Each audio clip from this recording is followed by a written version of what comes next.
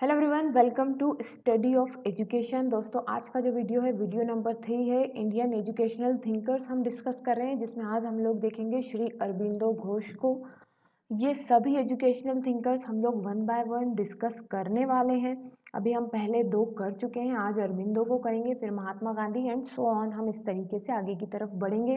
तो अगर आप एनटीए यूजीसी नेट पेपर 1 या फिर एजुकेशन पेपर बीएड एमएड या एमए एजुकेशन जैसे किसी भी सब्जेक्ट में इनरोल है, तो आपको ये इन सभी फिलोसोफर्स को पढ़ना है, इनकी एजुकेशनल फिलोसॉफी को पढ़ना है। तो मेक श्योर आप चैनल को सब्सक्राइब कर लें और वीडियो को लाइक करना ना भूलें। इस सीरीज़ को ज़रूर से फॉलो करें, आपको बहुत फ़ायदा होगा। कॉपी पेन अपने पास ज़रूर रखें, बिल्कुल थ्योरेटिकल नॉलेज आपको यहाँ से मिलेगा, जिससे आपके नोट्स प्रिपेयर हो जाएंगे। तो चलिए आगे बढ़ते हैं। इस वीडियो की क्या आउटलाइन होगी, मैं आपको थोड़ा सा अरबिंदो घोष के बारे में इंट्रोडक्शन दूंगी, फिर उनके कुछ एजुकेशनल प्रिंसिपल्स बताऊंगी, करिकुलम के बारे में वो क्या कह रहे हैं, स्कूल कैसा होना चाहिए, टीचर कैसा होना चाहिए, डिसिप्लिन कैसा होना चाहिए बच्चे के अंदर, इसके बारे में हम बातें करेंगे। साथ ही दोस्तों आपको बता दूं, NTA UGC net paper 1, education paper 2 और कॉमर्स पेपर 2, साइकोलॉजी जो आपका पेपर 2 है, इन सभी के प्रीवियस या सॉल्व्ड पेपर के लिंक नीचे डिस्क्रिप्शन में है, आप जा कर के इन पेपर्स को पढ़ सकते हैं आसानी से। नाउ स्टार्ट करते हैं, हमारे टॉपिक पर आ जाते हैं। इंट्रोडक्शन, थोड़ा सा इंट्रोडक्शन ले लें। अरबिंदो घोष थे कौन? तो दोस्तों, अगर अरबिंदो घोष से रिलेटेड कोई भी क्वेश्चन आता है कि ये कौन थे, ऐसे क्वेश्चन आते हैं एनटीए यूजीसी नेट में, तो आपको 3 वर्ड याद रखने हैं। ये एक एजुकेशनिस्ट थे, फिलोसोफर थे, और कैसे फिलोसोफर थे? आइडियलिस्टिक फिलोसोफर थे। आइडियलिज्म में ये बिलीव करते थे। और आइडियलिज्म की आप बिलीव क्या है, जो रियलिटी है ना, रियलिटी कहाँ पर प्रेजेंट होती है? माइंड में। माइंड का जो आइडिया है उसमें, ये आपको चीज़ें ध्यान रखनी है, ठीक है। His idealistic philosophy life was based on the Vedantic philosophy of Upanishad. तो जो इनकी आइडियलिस्टिक फिलोसॉफी थी वो किसके ऊपर बेस्ड थी? वेदांतिक फिलोसॉफी। वेदों को ये बहुत ज़्यादा इम्पोर्टेंस देते थे। तो इनकी पूरी लाइफ, जो इनका पूरा फिलोसॉफी है, ये वैदिक नॉलेज के ऊपर डिपेंड है, ठीक है। अब ये देखिए, essence of Upanishad and Vedantas were basis of their philosophy of his life, ठीक है। ये आपको ध्यान रखना है, क्योंकि मैच द फॉलोइंग टाइप के जो क्वेश्चंस आते हैं उसमें पूछा जाता है आपसे। अरबिंदो घोष का दे दिया जाएगा, टैगोर का दे दिया जाएगा कि किसकी फिलोसॉफी किससे रिलेटेड है, ठीक है। नाउ अब कुछ इंपॉर्टेंट बुक्स एंड कोटेशन से रिलेटेड भी क्वेश्चन आते हैं। तो इंपॉर्टेंट बुक देख लीजिए इनकी। नेशनल सिस्टम ऑफ एजुकेशन एक बहुत इंपॉर्टेंट इन्होंने बुक लिखी है। नेशनल वैल्यू ऑफ आर्ट लिखी है। ऑन एजुकेशन, ये 3 बहुत इंपॉर्टेंट बुक है इनकी। एंड स्पिरिचुअल प्रैक्टिसेस को भी इन्होंने बहुत ज़्यादा इंपॉर्टेंस दिया है। तो स्पिरिचुअल प्रैक्टिसेस, योगा एंड ब्रह्मचर्य, और ये सभी बातें कहाँ पर लिखी हुई है? उपनिषद और वेदों में लिखी गई हैं, इसलिए इनको ये बहुत ज़्यादा इंपॉर्टेंस देते हैं। साथ ही आप देखिए, बहुत इंपॉर्टेंट ये टॉपिक है, कॉन्सेप्ट ऑफ इंटीग्रल एजुकेशन। ये इंटीग्रल एजुकेशन क्या है? 5 फोल्ड ऑफ ह्यूमन नेचर क्या है?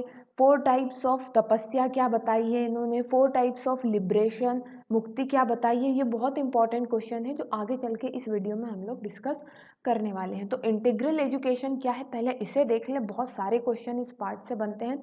तो इंटीग्रल एजुकेशन क्या है? एक कंप्लीट सिस्टम ऑफ एजुकेशन है। यहाँ पर इंटीग्रल का मतलब टोटल है, मतलब ऐसी एजुकेशन जिसमें बच्चे का टोटल जो है डेवलपमेंट हो, वही है इंटीग्रल एजुकेशन। अगर पूछा जाए कि इंटीग्रल एजुकेशन का कॉन्सेप्ट किसने दिया है, तो वो अरबिंदो घोष ने दिया है। आपको ये ध्यान रखना है, ठीक है। Now it develops not only cognitive mind but it develops a physical, vital, spiritual, psychic aspect of personality also. मतलब कि सिर्फ बच्चे का दिमागी विकास नहीं है इंटीग्रल एजुकेशन में, उसका फिजिकल भी होगा, विकास होगा, है ना। उसका वाइटल मतलब उसकी इच्छा शक्तियों का भी विकास, कैसे कंट्रोल करना है, विलिंगनेस के ऊपर कंट्रोल, ये सारा नॉलेज क्या कहलाता है? वाइटल एजुकेशन कहलाती है। स्पिरिचुअल, आध्यात्मिक, साइकिक मतलब कि मनोवैज्ञानिक, इन सभी चीज़ें अगर डेवलप होगी एक बच्चे के अंदर एजुकेशन से, तो ऐसी एजुकेशन क्या कहलाती है? Integral education. समझ पाए आप? ये इसके ओवरऑल एस्पेक्ट हैं, physical development, vital development, spiritual, psychic, ये सारे डेवलपमेंट और कॉग्निटिव डेवलपमेंट, ये सारे डेवलपमेंट अगर किसी एजुकेशन से हो रहे हैं तो ऐसा एजुकेशन इंटीग्रल एजुकेशन कहलाएगा। फिर चले आगे बढ़े, क्या बोल रहे हैं ये कि इंटीग्रल एजुकेशन का जो ये कॉन्सेप्ट लाए हैं, इससे 5 fold classification of human nature इन्होंने किया है। और ये 5 फोल्ड क्लासिफिकेशन जो ये इन्होंने किया है, उससे 5 टाइप्स ऑफ एजुकेशन निकल कर के आई। पहली है फिजिकल एजुकेशन, दूसरी है वाइटल एजुकेशन, प्राणिक एजुकेशन, है ना, शिक्षा, मतलब यहाँ पर जो आपकी विलिंगनेस होती है उसको कैसे कंट्रोल करना है, ये सारी चीज़ें इसमें पढ़ाई जाती है। इच्छा शक्तियों पर अपने कंट्रोल होना, आप क्या चाहते हैं, कुछ नहीं मिल पा रहा है तो उससे डिस्टर्ब नहीं होना, ऐसी चीज़ें इस तरीके की शिक्षा में सिखाई जाती है। मेंटल एजुकेशन मानसिक विकास, साइकिक मनोवैज्ञानिक विकास, स्पिरिचुअल आध्यात्मिक या सुपर मेंटल आप अलौकिक, एक ही बात होती है वो। ये 5 तरीके की शिक्षाएं इन्होंने बताई हैं। और दोस्तों ये जो 5 शिक्षाएं हैं यही इनका एम्स ऑफ एजुकेशन बनती है। आगे चल के मैं अभी आपको वो भी बताती हूँ डिटेल में। दोस्तों अगर आप इस वीडियो को यहाँ तक फॉलो कर रहे हैं तो प्लीज़ लाइक करना ना भूलें और नए हैं तो सब्सक्राइब ज़रूर कीजिएगा। नाउ एज पर Aurobindo Ghosh, the present education has to move toward 4 fold austerities, मतलब कि तपस्या, है ना, और एंड 4 फोल्ड ऑफ लिबरेशन। अगर एजुकेशन आप दे रहे हैं तो उसके थ्रू 4 फोल्ड एस्ट्रीज, मतलब कि तपस्या, 4 तरीके की तपस्या उससे होगी और 4 तरीके का लिबरेशन उससे मिलना चाहिए। ठीक है, कौन कौन सी तपस्या, ये आपको नाम याद रखना है। Tapasya of love, tapasya of power, tapasya of knowledge, tapasya of beauty. ठीक है, और मुक्ति कौन सी, emotional liberation, mental, vital and physical liberation, ये 4 तरीके की मुक्ति मिलनी चाहिए। तो आप ये ज़रूर से नोट करें, ये बहुत इंपॉर्टेंट पॉइंट्स मैं आप लोगों के साथ शेयर कर रही हूँ। मतलब कि एजुकेशन से ये 4 तरीके की मुक्ति मिलेगी और ये 4 तरीके की तपस्याएं करनी पड़ती है एजुकेशन में। ठीक है, अकॉर्डिंग टू श्री अरबिंदो जो एजुकेशन की बात कर रहे हैं। ठीक है, अब हम देखते हैं कि इनके एजुकेशनल प्रिंसिपल क्या हैं। ये जो इनके प्रिंसिपल हैं, ये जो 5 फोल्ड नेचर मैंने बताया आपको, है ना, उसी पे बेस्ड है। अभी आप देख भी पाएंगे। श्री अरबिंदो बोल रहे हैं कि physical development and purity of mind are the chief aim of the education. ये आपको ध्यान रखना है, फिजिकल डेवलपमेंट और माइंड की प्योरिटी ये मेन एम है एजुकेशन का इनके अकॉर्डिंग। क्यों, क्योंकि इसी पर स्पिरिचुअल डेवलपमेंट बिल्ट होता है, ये कह रहे हैं। ठीक है, फिर है second aim of education is to train the all senses, namely hearing, speaking, listening, touching, smelling, tasting. फिर क्या है, आपको सेंस ऑर्गन्स को ट्रेन करना है। जैसा कि हमने वाइटल एजुकेशन में, अगर आप अपने सेंस ऑर्गन्स को ट्रेन कर लेंगे, उन पर कंट्रोल कर लेंगे, तो आपकी वाइटल एजुकेशन के अंतर्गत वो आएगी, क्योंकि आप फिर अपनी इच्छा शक्तियों पर कंट्रोल कर सकते हैं। All senses can be fully trend when the nerve, चित्ता एंड मनस आर प्योर। और ये सेंसेस कब फुली ट्रेंड होंगे, कब आपके ऊपर इनके ऊपर आपका कंट्रोल होगा, जब आपके नर्व्स, चित्ता और मनस ये प्योर होंगे। अब ये थोड़ा डिटेलिंग की बात हो जाएगी, आप अभी इसे ऐसे समझें कि सेकंड एम क्या है इनका, आपकी इंद्रियों पर कंट्रोल होना, आपके सेंसेस पर कंट्रोल होना। Now the third aim of education is development and enhancement of mental faculties. Mental जितना भी वर्क है ना, कॉग्निटिव डेवलपमेंट की बात हो रही है यहाँ पर, जो फर्स्ट वाला फर्स्ट नेचर ऑफ एजुकेशन था, है ना, memory, thinking, reasoning, imagination and discrimination, ये सब जो है मेंटल फैकल्टीज हो जाती है, तो इनका डेवलपमेंट होना ज़रूरी है। फिर बोल रहे हैं another important time is development of morality. Morality बच्चे में आना चाहिए, मॉरल्स एंड वैल्यूज़ आना चाहिए, मॉरल एंड इमोशनल डेवलपमेंट बच्चे का ज़रूरी है। अगर बच्चा मॉरली और इमोशनली डेवलप नहीं हुआ तो उसके मेंटल डेवलपमेंट जो है बहुत हार्मफुल साबित हो सकता है। देखिए आपने कई बार देखा होगा ना, इस तरीके से बड़े बड़े जो कुछ साइंटिस्ट होते हैं, पिक्चर में हमने देखा है कि साइंटिस्ट है, बहुत हाईली मेंटली डेवलप्ड हैं, पर वो मॉरल इमोशंस नहीं समझते, कुछ ऐसी चीज़ें डेवलप कर देते हैं जो पूरी मानव जाति के लिए खतरनाक होती है। तो यहाँ वो it is an example of mental development, high mental development हो गया है पर मॉरल्स और इमोशनल चीज़ें उनके अंदर आई ही नहीं। तो देखिए कितना खतरनाक फिर वो चीज़ें साबित हो जाती है। नेक्स्ट बोल रहे हैं डेवलपमेंट ऑफ कंसाइंस। ठीक है, मतलब कि कंसाइंस का हिंदी में आपको क्या बताऊं, आध्यात्म इसमें तो आई थिंक स्पिरिचुअल है, मैं आपको कमेंट बॉक्स में लिख के बताऊंगी इसका शुद्ध हिंदी। तो कंसाइंस का डेवलपमेंट होना चाहिए जिससे, और स्पिरिचुअलिटी का, तभी जो है बच्चे का ओवरऑल डेवलपमेंट हम मानेंगे। ठीक है, तो ये इनके अकॉर्डिंग जो है प्रिंसिपल्स हो गए, जो 5 मैंने बताए थे उन्हीं का एक्सप्लेनेशन है ये। ठीक है, चलिए अब आगे बढ़ते हैं। इन्होंने बोला है कि करिकुलम कैसा होना चाहिए। अगर हम करिकुलम के ऊपर बात करें तो करिकुलम जो है ऐसा होना चाहिए जो बच्चे को इंटरेस्टिंग लगे। ठीक है, करिकुलम ऐसा है सब्जेक्ट्स को इंक्लूड करे जिससे मेंटल और स्पिरिचुअल डेवलपमेंट हो। देखिए स्पिरिचुअल डेवलपमेंट का इनका बहुत ज़्यादा फोकस रहा है। क्यों? क्योंकि इनकी वैदिक फिलोसॉफी पर इनकी पूरी एजुकेशनल फिलोसॉफी डिपेंड करती है। और स्पिरिचुअल डेवलपमेंट यहाँ पर इनका क्या है कि आपका चित्त मन जो है बिल्कुल प्योर होना चाहिए। ठीक है, now it should motivate children toward attainment of knowledge of the whole world, पूरे वर्ल्ड का नॉलेज मिले।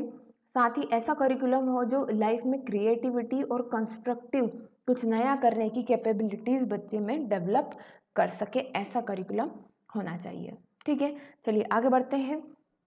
Curriculum for different stages of education. अच्छा, इन्होंने स्पेसिफिकली हर एक स्टेज के लिए जो है करिकुलम भी बताया हुआ है। तो आप ये देख सकते हैं, स्लाइड को रोक कर भी देख सकते हैं कि अगर प्राइमरी स्टेज पर हैं तो आप बच्चों को कैसे पढ़ाना है, मदर टंग में पढ़ाना है, English, French, literature, national history पढ़ानी है बच्चे को, art, painting, journal science, social science, इस तरीके से आप देख सकते हैं। इसको मैं हालांकि ज़्यादा डिटेल में नहीं लूँगी, आपसे रिक्वेस्ट करूँगी कि आप पॉज करके एक बार पढ़ लीजिए, वो ज़्यादा बेटर रहेगा।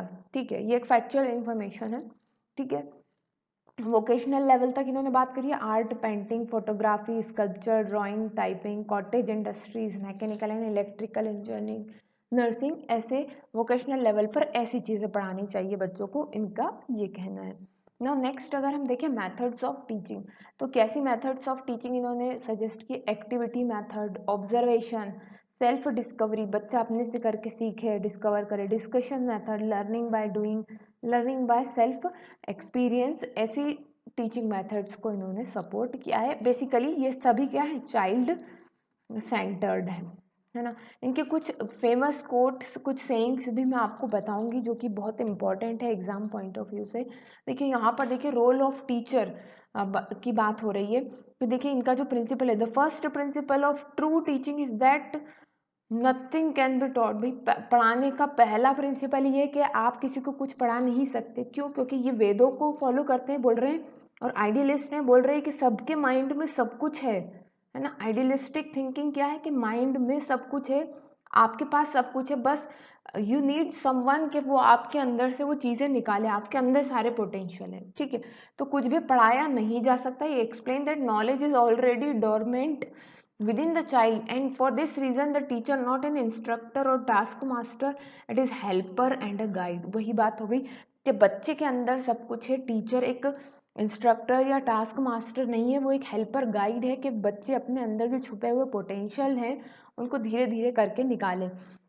अब यहाँ पर देखें, the role of teacher is to suggest and not to impose. आपको टीचर एक सजेशन देगा ना कि इम्पोज करेगा कि भाई आपको ऐसे ही करना है। ठीक है, ताकि तभी तो हमने जो अभी टीचिंग मेथड यहाँ पर देखी, सेल्फ डिस्कवरी है ना, learning by doing, self experience. अगर टीचर इम्पोज कर देगा चीज़ें कि नहीं यही करिए आप, तो बच्चा कैसे सीखेगा खुद से करके? सजेशन देने गलत साबित हो जाए, बच्चा फिर करेगा। ठीक है, now Shri Aurobindo suggested that he should not teach but suggest, organize their work and show them the direction to responsibility and to help them to find out the inner guidance, है ना। तो आपको गाइड कर, इनर गाइडेंस उन्हें ढूंढने के लिए आपको ऐसे टास्क ऑर्गेनाइज करने हैं, उन्हें सजेस्ट करना है चीज़ों को। And he totally discarded the punishment and stimulation of fear, डराना धमकाना और पनिशमेंट को इन्होंने टोटली डिस्कार्ड किया है। ठीक है, नाउ नेक्स्ट चलते हैं डिसिप्लिन क्या है इनकी अकॉर्डिंग। तो according to Shri Aurobindo Ghosh, children should be provided with free environment so that they are able to gain more and more knowledge by their own effort। Self learning की जब ये बात कर ही रहे हैं तो भाई आपको जो है उन्हें फ्री इन्वायरमेंट तो देना पड़ेगा, तब तो सेल्फ लर्निंग हो पाएगी। ठीक है, सारी चीज़ें इंटर रिलेटेड हैं।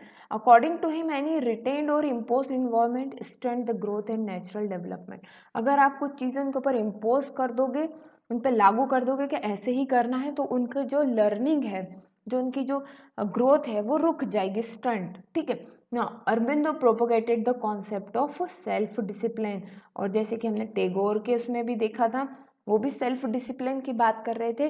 तो यहाँ पर सेल्फ डिसिप्लिन को सभी, लगभग सभी जितने भी एजुकेशनिस्ट हैं, उन्होंने सेल्फ डिसिप्लिन को ही जो है सही माना है, क्योंकि जब तक बच्चे के अंदर अंदर से खुद से डिसिप्लिन नहीं आएगा, वो चीज़ों को नहीं सीख सकता है।